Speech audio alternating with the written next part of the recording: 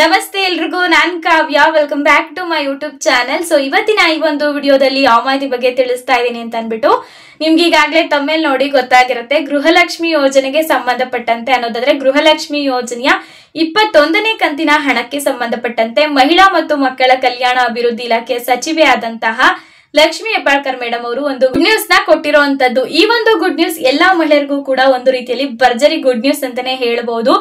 ತುಂಬಾ ಜನ ಗೃಹಲಕ್ಷ್ಮಿಯರು ಕೂಡ ವೆಯ್ಟ್ ಮಾಡ್ತಾ ಇದ್ರು, ಯಾವಾಗ ಮಹಿಳಾ ಮತ್ತು ಮಕ್ಕಳ ಕಲ್ಯಾಣ ಇಲಾಖೆ ಕಡೆಯಿಂದ ಸೊ ಲಕ್ಷ್ಮಿ ಹೆಬ್ಬಾಳ್ಕರ್ ಮೇಡಮ್ ಅವ್ರ ಕಡೆಯಿಂದ ಈ ಒಂದು ಗುಡ್ ನ್ಯೂಸ್ ಸಿಗತ್ತೆ ಅಂತ ಅನ್ಬಿಟ್ಟು. ಹಾಗಿದ್ರೆ ಆ ಒಂದು ಗುಡ್ ನ್ಯೂಸ್ ಏನು ಅಂತ ಅನ್ಬಿಟ್ಟು ನೀವು ಕೂಡ ತಿಳ್ಕೊಬೇಕು ಅಂತಂದ್ರೆ ವಿಡಿಯೋನ ಕೊನೆವರೆಗೂ ನೋಡಿ. ನೀವು ವಿಡಿಯೋನ ಸ್ಕಿಪ್ ಮಾಡಿ ನೋಡೋದ್ರಿಂದ ನಿಮ್ಗೆ ಸಂಪೂರ್ಣವಾದಂತಹ ಮಾಹಿತಿ ತಿಳಿಯೋದಿಲ್ಲ. ಆದ್ರಿಂದ ವಿಡಿಯೋನ ಕೊನೆವರೆಗೂ ನೋಡಿ, ನಂತರ ನಿಮ್ಮ ಒಂದು ಅನಿಸಿಕೆನ ಬಂದು ಕಮೆಂಟ್ ಮಾಡಿ ತಿಳಿಸಿ ಅಂತ ಹೇಳ್ತಾ ಇವತ್ತಿನ ಈ ಒಂದು ವಿಡಿಯೋನ ಸ್ಟಾರ್ಟ್ ಮಾಡ್ತಾ ಇದ್ದೀನಿ. ವಿಡಿಯೋನ ಸ್ಟಾರ್ಟ್ ಮಾಡೋಕ್ಕೂ ಮುಂಚೆ ನೀವೇನಾದ್ರೂ ನಮ್ಮ ಚಾನೆಲ್ ಅನ್ನು ಹೊಸದಾಗಿ ನೋಡ್ತಾ ಇದ್ರೆ ಕಾವ್ಯ ಯೂಟ್ಯೂಬ್ ಚಾನೆಲ್ ಅನ್ನು ಸಬ್ಸ್ಕ್ರೈಬ್ ಆಗಿ ವಿಡಿಯೋನ ನೋಡಿ. ಈಗಾಗಲೇ ನಮ್ಮ ಚಾನೆಲ್ ಅನ್ನು ಸಬ್ಸ್ಕ್ರೈಬ್ ಆಗಿ ಸಪೋರ್ಟ್ ಮಾಡ್ತಾ ಇರೋರೆಲ್ರಿಗೂ ಕೂಡ ಥ್ಯಾಂಕ್ ಯು ಸೋ ಮಚ್ ಅಂತ ಹೇಳ್ತಾ ಇವತ್ತಿನ ಈ ಒಂದು ವಿಡಿಯೋನ ಸ್ಟಾರ್ಟ್ ಮಾಡ್ತಾ ಇದ್ದೀನಿ. ಸೊ ತುಂಬಾ ಗೃಹಲಕ್ಷ್ಮಿಯರು ಕೂಡ ಕಮೆಂಟ್ ಮಾಡಿ ಕೇಳ್ತಾ ಇದ್ರಿ, ಗೃಹಲಕ್ಷ್ಮಿ ಯೋಜನೆಯ 21ನೇ ಕಂತಿನ ಹಣ ಯಾವಾಗ ಬರುತ್ತೆ ತಿಳಿಸಿ, ಇದ್ರ ಬಗ್ಗೆ ಮಾಹಿತಿ ಕೊಡಿ ನಮ್ಗೆ ಅಂತ ಹೇಳ್ತಾ ಇದ್ರಿ. ಬಟ್ ನಾನು ಅಂದ್ರೆ ಹಿಂದಿನ ವಿಡಿಯೋಗಳಲ್ಲೂ ಕೂಡ ಗೃಹಲಕ್ಷ್ಮಿ ಯೋಜನೆಯ 21ನೇ ಕಂತಿನ ಹಣಕ್ಕೆ ಸಂಬಂಧಪಟ್ಟಂತೆ ಒಂದು ವಿಡಿಯೋ ಕೂಡ ಅಪ್ಲೋಡ್ ಮಾಡಿದೀನಿ.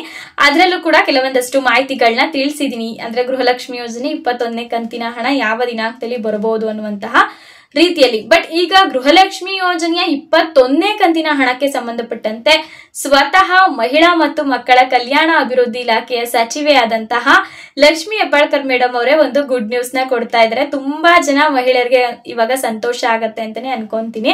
ಯಾಕಂತಂದ್ರೆ ತುಂಬಾ ಜನ ಅಂದ್ರೆ ಗೃಹಲಕ್ಷ್ಮಿ ಯೋಜನೆಯ ಮುಖಾಂತರ 19, 20ನೇ ಕಂತಿನ ಹಣ ಪಡ್ಕೊಂಡಿರೋರು 21ನೇ ಕಂತಿನ ಹಣ ಯಾವಾಗ ಬರುತ್ತೆ ತಿಳಿಸಿ ಅನ್ನೋದು ಸರ್ವೇ ಸಾಮಾನ್ಯ. ನಿಮ್ಗೂ ಕೂಡ ಹಾಗೆ ಅನ್ಸುತ್ತೆ. ಅವ್ರಿಗೊಂದು ಆತಂಕ ಇರುತ್ತೆ, ಯಾವ ದಿನಾಂಕದಲ್ಲಿ ಬರ್ಬೋದು, ಈ ತಿಂಗಳಲ್ಲೇ ಏನಾದ್ರೂ 21ನೇ ಕಂತಿನ ಹಣ ಕೊಟ್ಬಿಡ್ತಾರ ಅಥವಾ ಮುಂದಿನ ತಿಂಗಳಿಗೆ 21ನೇ ಕಂತಿನ ಹಣ ಕೊಟ್ಬಿಡ್ತಾರ ಅಂತ ಅನ್ಕೊಂಡಿರ್ತಾರೆ. ಬರದೇ ಇರೋರ್ಗೆ ಗೃಹಲಕ್ಷ್ಮಿ ಯೋಜನೆ 19, 20 ಯಾವಾಗ ಬರುತ್ತೆ ಅನ್ನುವಂತಹ ರೀತಿಯಲ್ಲಿ ವೆಯ್ಟ್ ಮಾಡ್ತಾ ಇರ್ತಾರೆ. ಬಟ್ ಬಂದಿರುವಂತಹ ಗೃಹಲಕ್ಷ್ಮಿಯರು 21ನೇ ಹಣಕ್ಕೆ ಸಂಬಂಧಪಟ್ಟಂತೆ ಇನ್ಫಾರ್ಮೇಶನ್ ನ ಕೇಳ್ತಾ ಇರ್ತಾರೆ. ಕೇಳೋದ್ರಲ್ಲಿ ಏನು ತಪ್ಪಿಲ್ಲ. ಯಾಕಂತಂದ್ರೆ ಗೃಹಲಕ್ಷ್ಮಿ ಯೋಜನೆಯ ಮುಖಾಂತರ ಎಲ್ಲಾ ಮಹಿಳೆಯರ ಖಾತೆಗೂ ಕೂಡ 2,000 ರೂಪಾಯಿ ಹಣ ಅನ್ನೋದನ್ನ ನೀಡ್ತಾರೆ. ಈಗ 19, 20 ಬಂದಿಲ್ಲ ಅಂತ ಅನ್ಬಿಟ್ಟು ಅವ್ರಿಗೆ 21ನೇ ಕಂತಿನ ಹಣ ನೀಡ್ದಲೆ ಇರೋದಿಲ್ಲ. ಅವ್ರಿಗೂ 21ನೇ ಕಂತಿನ ಹಣ ನೀಡ್ತಾರೆ.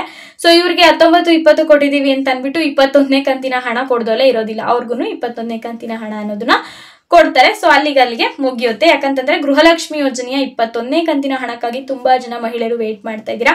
ಈಗ 19, 20ನೇ ಕಂತಿನ ಹಣ ಕೂಡ ಎಲ್ಲಾ ಮಹಿಳೆಯರ ಖಾತೆಗೂ ಕೂಡ ಅಂದ್ರೆ ಇದೇ ತಿಂಗಳಲ್ಲಿ ಬಂದು ಜಮಾ ಆಗಿರುವಂತದ್ದು 2 ಕಂತಿನ ಹಣ. ಸೊ ಒಂದೇ ದಿನದಲ್ಲೂ ಕೂಡ ಒಬ್ಬೊಬ್ಬರಿಗೆ ಬಿಡುಗಡೆ ಆಗಿದೆ. ನೋಡೊಂದು ನನ್ಗಂತೂ ತುಂಬಾನೇ ಖುಷಿ ಆಯ್ತು. ಯಾಕಂತಂದ್ರೆ ಗೃಹಲಕ್ಷ್ಮಿ ಯೋಜನೆಯ 19 ಬಂದಿಲ್ಲ, 20 ಬಂದಿಲ್ಲ, 18ನೇ ಕಂತು ಬಂದಿಲ್ಲ, ನಾವ್ ಏನ್ ಮಾಡ್ಬೇಕು ಅಂತ ತುಂಬಾ ಜನ ಕಮೆಂಟ್ ಮಾಡೋರು. ಅದನ್ನ ನೋಡಿ ನನಗೂ ಕೂಡ ತುಂಬಾ ಬೇಸರ ಆಗೋದು. ಎಲ್ರಿಗೂ ಬಂದಿದ್ಯಲ್ಲ, ಇವ್ರಿಗೆ ಯಾಕೆ ಬಂದಿಲ್ಲ ಅನ್ನೋ ರೀತಿಯಲ್ಲಿ ಅನ್ಸ್ತಾ ಇತ್ತು. ಬಟ್ ಈಗ ಅವ್ರಿಗೂ ಬಂದಿರುವಂತದ್ದು. ಸೊ ತುಂಬಾನೇ ಖುಷಿ ಆಯ್ತು. ಈಗಾಗಲೇ ತುಂಬಾ ಜನ ಮಹಿಳೆಯರ ಖಾತೆಗೆ ಗೃಹಲಕ್ಷ್ಮಿ ಯೋಜನೆಯ 19, 20 2 ಕಂತಿನ ಹಣ ಕೂಡ ಬಂದು ಬಿಡುಗಡೆ ಆಗಿರುವಂತದ್ದು. ಸೊ ಅಂದ್ರೆ ಯಾರು ಅಷ್ಟೇನೆ ಹಣ ಬರೋದೇ ಇಲ್ವೇನೋ, ಹಣ ಕೊಡೋದೇ ಇಲ್ವೇನೋ ಅಂತ ದಯವಿಟ್ಟು ಅನ್ಕೊಳ್ಳೋದಕ್ಕೆ ಹೋಗ್ಬೇಡಿ. ನಿಮ್ ಖಾತೆಗೂ ಕೂಡ ಹಣ ಅನ್ನೋದು ಬಂದೇ ಬರುತ್ತೆ. ಸ್ವಲ್ಪ ತಾಳ್ಮೆಯಿಂದ ವೇಟ್ ಮಾಡ್ಬೇಕಾಗತ್ತೆ. ಯಾವಾಗ ಯಾರಿಗೆ ಅಂದ್ರೆ ಯಾರ ಖಾತೆಗೆ ಅಮೌಂಟ್ ಹಾಕುತ್ತೆ ಸರ್ಕಾರ ಅನ್ನೋದು ಯಾರಿಗೂ ಗೊತ್ತಿರೋದಿಲ್ಲ. ಆದ್ರಿಂದ ವೇಟ್ ಮಾಡಿ, ನಿಮ್ ಖಾತೆಗೂ ಹಣ ಬರುತ್ತೆ. ಈಗ ಬರ್ದೇ ಇರೋರು ವೇಟ್ ಮಾಡಿ, 30ನೇ ತಾರೀಕಿನವರೆಗೂ ವೇಟ್ ಮಾಡಿ, ಪಕ್ಕಾ ಬಂದೇ ಬರುತ್ತೆ. ಆವಾಗ ನೀವೇ ನನ್ನ ವಿಡಿಯೋಗೆ ಬಂದು ಕಮೆಂಟ್ ಮಾಡಿ ತಿಳಿಸ್ತೀರಾ, ಹಣ ನಮಗೂ ಕೂಡ ಬಂತು ಕಾವ್ಯ ಅಂತ ಅನ್ಬಿಟ್ಟು. ಹಣ ಅನ್ನೋದು ಬಂದೇ ಬರುತ್ತೆ. ಸೊ ವೇಟ್ ಮಾಡ್ಬೇಕಾಗತ್ತೆ. ಸೊ ಯಾವ ದಿನಾಂಕದಲ್ಲಿ ಬರುತ್ತೆ ಅನ್ಬಿಟ್ಟು ತುಂಬಾ ಜನ ಮಹಿಳೆಯರು ವೇಟ್ ಮಾಡ್ತಾ ಇದ್ರಿ. ಅವ್ರೆಲ್ರಿಗೂ ಕೂಡ ಲಕ್ಷ್ಮಿ ಹೆಬ್ಬಾಳ್ಕರ್ ಮೇಡಮ್ ಅವರು ಮಾಧ್ಯಮಗಳ ಮುಖಾಂತರ ಆನ್ಸರ್ ಮಾಡಿರುವಂತದ್ದು. ಎಲ್ರಿಗೂ ಕೂಡ ಗೃಹಲಕ್ಷ್ಮಿ ಯೋಜನೆಯ 21ನೇ ಕಂತಿನ ಹಣ ಬಂದು ಈ ತಿಂಗಳು ಜೂನ್ ತಿಂಗಳು 30ನೇ ತಾರೀಕಲ್ಲಾದ್ರೂ ಬರಬಹುದು, ಅಥವಾ ನಿಮಗೆ ಮುಂದಿನ ತಿಂಗಳು ಜುಲೈಯಲ್ಲಿ 1ನೇ ವಾರದಲ್ಲಾದ್ರೂ ಸಿಗ್ಬಹುದು. ಒಟ್ಟಾರೆ ಹಣ ಅನ್ನೋದು ಬರುತ್ತೆ. ಈಗ 19, 20 ಫುಲ್ ಕಂಪ್ಲೀಟ್ ಆಗ್ಬೇಕಾಗತ್ತೆ. ಅದು ಕಂಪ್ಲೀಟ್ ಆದ ನಂತರ ನಾವು ಹಣ ಅನ್ನೋದನ್ನ ರಿಲೀಸ್ ಮಾಡ್ತೀವಿ. ಈಗ ಯಾವುದೇ ರೀತಿಯಾಗಿ ಪೆಂಡಿಂಗ್ ಹಣನ ಇಟ್ಕೊಂಡಿಲ್ಲ, ಎಲ್ಲಾ ಹಣನೂ ಕೂಡ ಕೊಟ್ಟಿದೀವಿ. ಈಗ 21ನೇ ಕಂತಿನ ಹಣ ಜುಲೈಯಲ್ಲಿ ನಾವು ನೀಡ್ತೀವಿ, ಅಥವಾ ಈ ತಿಂಗಳು ಎಂಡಿಂಗ್ ಅಲ್ಲಿ ನೀಡ್ತೀವಿ ಅನ್ಬಿಟ್ಟು ಅದ್ರ ಬಗ್ಗೆ ಮಾಹಿತಿನ ಅವರೇನೆ ಸ್ವತಃ ತಿಳಿಸಿರುವಂತದ್ದು. ಸೊ ಯಾವ ಕಾರಣಕ್ಕೆ ಹಣ ಬರೋದು ಡಿಲೇ ಆಗ್ತಾ ಇದೆ, ಯಾಕೆ 0.5% ಮಹಿಳೆಯರ ಖಾತೆ ಕೊಟ್ಟು ಇನ್ನು 0.5% ಮಹಿಳೆಯರ ಖಾತೆಗೆ ಸ್ಟಾಪ್ ಮಾಡ್ಕೊಂಡಿದೀರಾ ಅಂತ ಅನ್ಬಿಟ್ಟು ಮಾಧ್ಯಮಗಳಲ್ಲೂ ಕೂಡ ಒಂದಷ್ಟು ರಿಪೋರ್ಟರ್ಗಳು ಕೂಡ ಅಂದ್ರೆ ಪ್ರಶ್ನೆ ಮಾಡಿ ಕೇಳ್ತಾರೆ, ಯಾಕೆ ಇಷ್ಟು ಲೇಟ್ ಮಾಡಿದಿರಾ, 0.5% ಮಹಿಳೆಯರ ಖಾತೆಗೆ ಹಣ ಕೊಟ್ಟಿದ್ದೀರಾ, ಇನ್ನು 0.5% ಮಹಿಳೆಯರ ಖಾತೆಗೆ ಹಣನೇ ನೀಡಿಲ್ವಲ್ಲ, ಅವ್ರೇನ್ ಮಾಡ್ಬೇಕು ಹಾಗೆ ಹೀಗೆ ಅಂತ. ಸೊ ಅದಕ್ಕೆ ಅವರು ಕೂಡ ಆನ್ಸರ್ ಮಾಡಿದ್ದಾರೆ. ಯಾಕಂತಂದ್ರೆ ಮುಂಚೆ ಆಗಿದ್ರೆ ಸೊ ಸರ್ಕಾರದ ಮುಖಾಂತರ ಅಂದ್ರೆ ಹಣಕಾಸು ಇಲಾಖೆಯ ಮುಖಾಂತರ ಮಹಿಳಾ ಮತ್ತು ಮಕ್ಕಳ ಕಲ್ಯಾಣ ಇಲಾಖೆಗೆ ಡೈರೆಕ್ಟ್ ಹಣ ಬಂದು ತಲುಪ್ತಾ ಇತ್ತು. ಅವಾಗ ನಮಗೂ ಕೂಡ ಕೊಡ್ಲಿಕ್ಕೆ ಸುಲಭ ಆಗ್ತಾ ಇತ್ತು. ಬಟ್ ಇವಾಗ ಹಣ ಬರೋದೇ ಲೇಟ್ ಆಗ್ತಾ ಇದೆ. ಈಗ ಹಣಕಾಸು ಇಲಾಖೆಯಿಂದ ಜಿಲ್ಲಾ ಪಂಚಾಯತಿಗೆ ಹೋಗ್ಬೇಕು, ಜಿಲ್ಲಾ ಪಂಚಾಯತಿಯಿಂದ ತಾಲೂಕ್ ಪಂಚಾಯತಿಗೆ ಬರ್ಬೇಕು, ತಾಲೂಕ್ ಪಂಚಾಯತಿಯಿಂದ ಮಹಿಳಾ ಮತ್ತು ಮಕ್ಕಳ ಕಲ್ಯಾಣ ಇಲಾಖೆಗೆ ಹಣ ಅನ್ನೋದು ಬಂದು ಜಮಾ ಆಗತ್ತೆ. ಎಲ್ಲಿ ಹಣಕಾಸು ಇಲಾಖೆಯಿಂದ ಸೊ ಜಿಲ್ಲಾ ಪಂಚಾಯತಿಯಿಂದ ತಾಲೂಕ್ ಪಂಚಾಯತಿಯಿಂದ ಮಹಿಳಾ ಮತ್ತು ಮಕ್ಕಳ ಕಲ್ಯಾಣ ಇಲಾಖೆ ಇಲ್ಲಿಗೆ ಹಣ ಬಂದು ತಲುಪೋದೆ ಲೇಟ್ ಆಗ್ತಾ ಇದೆ. ಅದರಿಂದ ಹಣನ ಕೊಡೋದಕ್ಕೆ ಆಗ್ತಾ ಇಲ್ಲ, ತುಂಬಾನೇ ಸಮಸ್ಯೆ ಆಗ್ತಾ ಇದೆ ಅಂತ ಅನ್ಬಿಟ್ಟು ಅವರು ಕೂಡ ಹೇಳಿರುವಂತದ್ದು. ಆದ್ರಿಂದ ಜನಗಳು ಕೂಡ ವಿನಂತಿ ಮಾಡ್ಕೊಂಡಿದ್ರೆ ಮತ್ತೆ ಯಾವತ್ತು ಈ ತರ ಮಾಡೋದಕ್ಕೆ ಹೋಗ್ಬೇಡಿ. 40% ಮಹಿಳೆಯರಿಗೆ ಕೊಡೋದಂತೆ, ಇನ್ನು 40% ಮಹಿಳೆಯರಿಗೆ ಕೊಡದೇ ಇರೋದಂತೆ. ಸೊ ಅವ್ರೇನ್ ಮಾಡಿದ್ರಲ್ವಾ ನಿಮಗೆ ಅನ್ನೋ ರೀತಿಯಲ್ಲೆಲ್ಲ ಕೂಡ ಪ್ರಶ್ನೆ ಮಾಡಿದ್ದಾರೆ. ಸೊ ಬಿಡುಗಡೆ ಮಾಡಿದ್ರೆ ಅಫಿಷಿಯಲ್ ಆಗೇನೆ ಅನ್ನೋದಾದ್ರೆ ಒಂದ್ ವಾರದೊಳಗಡೆ ಎಲ್ಲಾ ಮಹಿಳೆಯರ ಅಂದ್ರೆ ಕರ್ನಾಟಕದಲ್ಲಿ ಯಾರು ಈ ಒಂದು ಗೃಹಲಕ್ಷ್ಮಿ ಯೋಜನೆಗೆ ಅರ್ಜಿ ಸಲ್ಲಿಸಿರ್ತಾರೋ ಅವರೆಲ್ಲಾ ಮಹಿಳೆಯರ ಖಾತೆಗೂ ಕೂಡ ಹಣ ಅನ್ನೋದನ್ನ ನೀಡ್ಬೇಕು. ಸೊ ಅದ್ರಲ್ಲಿ ಒಂದು ನ್ಯಾಯ ಇರುತ್ತೆ. ಬಟ್ ಈಗ 50% ಮಹಿಳೆಯರ ಖಾತೆಗೆ ಕೊಡೋದು, ಇನ್ನು 50% ಮಹಿಳೆಯರ ಖಾತೆಗೆ ಸ್ಟಾಪ್ ಮಾಡ್ಕೊಂಡು ಇವಾಗ ತುಂಬಾ ಜನ ಮಹಿಳೆಯರು ವೆಯ್ಟ್ ಮಾಡ್ಬೇಕಾಗತ್ತೆ. ಪಾಪ ಅವ್ರಿಗೂ ವೆಯ್ಟ್ ಎಷ್ಟು ಅಂತ ವೆಯ್ಟ್ ಮಾಡಕ್ಕಾಗತ್ತೆ ಹೇಳಿ, ಅವರ ಕಷ್ಟನು ಕೂಡ ನಾವು ಅರ್ಥ ಮಾಡ್ಕೋಬೇಕಾಗತ್ತೆ. ಬಟ್ ಇಲ್ಲಿ ಈಗ ಹಣ ಬರೋದು ಕೂಡ ತಡ ಆಗತ್ತೆ ಅಂತ ಹೇಳ್ತಾರಲ್ವಾ, ಏನು ಮಾಡೋದಕ್ಕಾಗೋದಿಲ್ಲ. ಈಗ ನೋಡೋಣ, ಮುಂದಿನ ತಿಂಗಳಿಂದ ಕರೆಕ್ಟ್ ಆಗಿ ಕೊಡ್ತೀವಿ 21ನೇ ಕಂತಿನ ಹಣದಿಂದ, ಯಾವುದೇ ತರ ಈ ತರ ಮಾಡೋದಿಲ್ಲ ಅಂತ ಅನ್ಬಿಟ್ಟು ಅವರು ಒಂದ್ ತಿಂಗಳು ಬ್ಯಾಕ್ ಅಲ್ಲೂ ಕೂಡ ಅವ್ರು ಹೇಳಿದ್ದಾರೆ. ಸೊ ಈಗ್ಲೂ ಕೂಡ ಅದೇ ಮಾತನ್ನ ಅವರು ಹೇಳ್ತಾ ಇದ್ದಾರೆ. ಆ ತರ ಸಮಸ್ಯೆ ಆಗೋದು ಇನ್ಮೇಲೆ ಬೇಡ, ಕರೆಕ್ಟ್ ಆಗಿ ಪ್ರತಿ ತಿಂಗಳು ಕೂಡ ಏನ್ ಕಂತಿನ ಹಣ ನೀಡಬೇಕು ಎಲ್ಲಾ ಮಹಿಳೆಯರ ಖಾತೆಗೂ ಹಣ ನೀಡಿದ್ರೆ ಅಷ್ಟೇನೆ ನಮ್ಮ ಒಂದು ಗೃಹಲಕ್ಷ್ಮಿಯರಿಗೆ ಅಂದ್ರೆ ಸಂತೋಷ ಆಗತ್ತೆ ಅಂತಾನೆ ಹೇಳ್ಬೋದು. ಅವ್ರಿಗೂ ಕೂಡ ಒಂದು ರೀತಿಯಲ್ಲಿ ಗೃಹಲಕ್ಷ್ಮಿ ಯೋಜನೆಗೆ ಅರ್ಜಿನ ಸಲ್ಲಿಸಿರೋದ್ರಿಂದ ಆ ಒಂದು ಯೋಜನೆಯ ಲಾಭ ಅನ್ನೋದನ್ನ ಪಡ್ಕೊಂತಾರೆ. ಸೊ ಅವ್ರಿಗೂ ಒಂದು ರೀತಿಯಲ್ಲಿ ಖುಷಿ ಆಗತ್ತೆ, ಹಣ ಬಂತಲ್ಲಪ್ಪ ಅಂತ ಅನ್ಬಿಟ್ಟು. ಈಗ ವೆಯ್ಟ್ ಮಾಡೋದಕ್ಕೇನೆ ತುಂಬಾ ಜನ ಮಹಿಳೆಯರಿಗೆ ಕಷ್ಟ ಆಗ್ತಾ ಇದೆ. ಎಷ್ಟು ಅಂತ ವೆಯ್ಟ್ ಮಾಡಕ್ಕಾಗತ್ತೆ ಹೇಳಿ. ಈಗ ನಾವೇನೋ ವೆಯ್ಟ್ ಮಾಡಿ ಅಂತ ನಿಮಗೆ ಹೇಳ್ಬೋದು, ಬಟ್ ನೀವ್ ಎಷ್ಟು ದಿನಗಳ ಕಾಲ ವೆಯ್ಟ್ ಮಾಡ್ಬೇಕಾಗತ್ತೆ ನಮಗೂ ಕೂಡ ಅರ್ಥ ಆಗತ್ತೆ. ಬಟ್ ಏನು ಮಾಡಕ್ಕಾಗಲ್ಲ. ಸೊ ಸರ್ಕಾರ ಯಾವ ದಿನಾಂಕದಲ್ಲಿ ಹಣ ನೀಡ್ತಾರೆ ಅದ್ರ ಬಗ್ಗೆ ಏನು ಕೂಡ ಮಾಹಿತಿ ಕೊಡೋದಿಲ್ಲ, ಹಣನ ನೀಡ್ತಾ ಇರ್ತಾರೆ.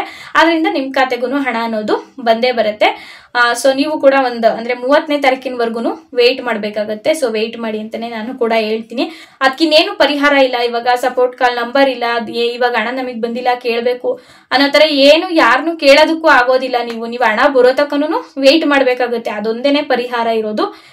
ಸೊ ನಾನು ಹಿಂದಿನ ವಿಡಿಯೋದಲ್ಲೂ ಕೂಡ ತಿಳಿಸಿದೀನಿ, ಯಾವ್ದಾದ್ರು ಇವಾಗ ನಿಮ್ಗೆ ಹಣ ಬರ್ತಾ ಇಲ್ಲ, ಇವಾಗ ಒಂದ್ 4-5 ಕಂತಿನ ಹಣ ನಿಮ್ ಖಾತೆಗೆ ಬಂದಿಲ್ಲ ಅಂತ ಅನ್ಕೊಳ್ಳಿ.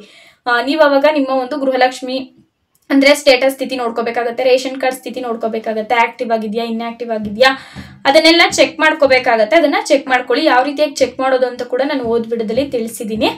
ನೀವೇನಾದ್ರೂ ನೋಡಿಲ್ಲ ಅಂತಂದ್ರೆ ದಯವಿಟ್ಟು ಹೋಗಿ ವಿಡಿಯೋನ ನೋಡಿ ನೀವು ಕೂಡ ಚೆಕ್ ಮಾಡ್ಕೊಂಡು ನಿಮ್ಮ ಒಂದು ರೇಷನ್ ಕಾರ್ಡ್ ಸ್ಥಿತಿ ಯಾವ ರೀತಿಯಲ್ಲಿ ಇದೆ ಅಂತ ಅನ್ಬಿಟ್ಟು ತಿಳ್ಕೊಳ್ಳಿ. ಯಾಕಂತಂದ್ರೆ ಗೃಹಲಕ್ಷ್ಮಿ ಯೋಜನೆಗೆ ಅರ್ಜಿನ ಸಲ್ಲಿಸೋದಕ್ಕೆ ರೇಷನ್ ಕಾರ್ಡ್ ಮುಖ್ಯವಾದಂತಹ ದಾಖಲೆಯಾಗಿ ಬಳಸ್ಕೊಂಡಿರುವಂತದ್ದು. ಗೃಹಲಕ್ಷ್ಮಿ ಯೋಜನೆ ಒಂದಕ್ಕೇನೆ ಅಲ್ಲ, ಯಾವುದೇ ಒಂದು ಸರ್ಕಾರಿ ಯೋಜನೆಗಳಿಗೂ ನೀವು ಅರ್ಜಿನ ಸಲ್ಲಿಸಬೇಕು, ಲಾಭನ ಪಡ್ಕೋಬೇಕು ಆ ಯೋಜನೆದು ಅನ್ನೋದಾದ್ರೆ ಈ ಒಂದು ರೇಷನ್ ಕಾರ್ಡ್ ಅನ್ನೋದು ತುಂಬಾನೇ ಮುಖ್ಯವಾದಂತಹ ದಾಖಲೆಯಾಗಿ ಬೇಕಾಗತ್ತೆ. ರೇಷನ್ ಕಾರ್ಡ್ ಅನ್ನೋದು ತುಂಬಾ ಮುಖ್ಯವಾದಂತಹ ದಾಖಲೆಯಾಗಿ ಬೇಕಾಗತ್ತೆ. ಆದ್ರಿಂದ ಎಲ್ರು ಕೂಡ ನಿಮ್ಮ ಒಂದು ರೇಷನ್ ಕಾರ್ಡ್ ಸ್ಥಿತಿ ಅಂದ್ರೆ ಆಕ್ಟಿವ್ ಆಗಿದ್ಯಾ ಇನ್ಆಕ್ಟಿವ್ ಆಗಿದ್ಯಾ, ಇದರಿಂದ ಏನಾದ್ರೂ ನಮ್ ಗೃಹಲಕ್ಷ್ಮಿ ಯೋಜನೆಗೆ ಎಫೆಕ್ಟ್ ಆಗ್ತಾ ಇದೆಯಾ ಅಂತ ಅನ್ಬಿಟ್ಟು ತಿಳ್ಕೊಳ್ಳಿ ಅಂತ ಕೂಡ ನಾನು ಹೇಳ್ತೀನಿ. ನೋಡಿದ್ರಲ್ಲ ಫ್ರೆಂಡ್ಸ್, ಗೃಹಲಕ್ಷ್ಮಿ ಯೋಜನೆಯ 21ನೇ ಕಂತಿನ ಹಣಕ್ಕೆ ಸಂಬಂಧಪಟ್ಟಂತೆ ಯಾವ ದಿನಾಂಕದಲ್ಲಿ ಗೃಹಲಕ್ಷ್ಮಿ ಯೋಜನೆಯ ಹಣ ಬಿಡುಗಡೆ ಆಗ್ತಾ ಇದೆ 21ನೇ ಕಂತಿಂದು. ಸೊ ಮಹಿಳಾ ಮತ್ತು ಮಕ್ಕಳ ಕಲ್ಯಾಣ ಅಭಿವೃದ್ಧಿ ಇಲಾಖೆಯ ಸಚಿವೆ ಆದಂತಹ ಲಕ್ಷ್ಮಿ ಹೆಬ್ಬಾಳ್ಕರ್ ಮೇಡಮ್ ಅವರು ಏನ್ ಗುಡ್ ನ್ಯೂಸ್ ಕೊಟ್ರು ಅನ್ಬಿಟ್ಟು ಎಲ್ಲಾ ಸಂಪೂರ್ಣವಾದಂತಹ ಮಾಹಿತಿನೂ ಕೂಡ ಈ ಒಂದು ವಿಡಿಯೋದಲ್ಲಿ ತಿಳಿಸಿದ್ದೇನೆ ಅಂತಾನೆ ಭಾವಿಸ್ತೀನಿ. ಈ ಒಂದು ವಿಡಿಯೋ ನಿಮ್ಗೆ ಸ್ವಲ್ಪನಾದ್ರೂ ಉಪಯೋಗ ಆಗಿದ್ರೆ ವಿಡಿಯೋಗೊಂದು ಲೈಕ್ ಮಾಡಿ. ಇದೇ ರೀತಿಯಾದಂತಹ ಉಪಯುಕ್ತ ಮಾಹಿತಿಗಳನ್ನು ಪ್ರತಿನಿತ್ಯ ಪಡೆಯಲು ಕಾವ್ಯ ಯೂಟ್ಯೂಬ್ ಚಾನೆಲ್ ಅನ್ನು ಸಬ್ಸ್ಕ್ರೈಬ್ ಆಗಿ ಅಂತ ಹೇಳ್ತಾ ಈ ಒಂದು ವಿಡಿಯೋನ ಇಲ್ಲಿಗೆ ಎಂಡ್ ಮಾಡ್ತಾ ಇದ್ದೀನಿ. ಮತ್ತೆ ಸಿಗೋಣ ಮುಂದಿನ ಉಪಯುಕ್ತವಾದಂತಹ ವಿಡಿಯೋದಲ್ಲಿ. Thanks for watching.